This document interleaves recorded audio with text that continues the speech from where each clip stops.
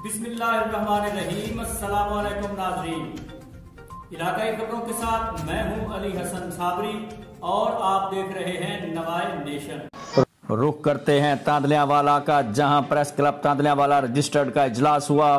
इजलास में press club के ओहदेदारान और मेंबरान का इंतखाब किया गया। तमाम अरकान की मुतफिका राय से माहर सरफराज हुसैन वसली सदर और राना उस्मान तालिब को general secretary press club Tandlianwala registered मुंतखब कर लिया गया।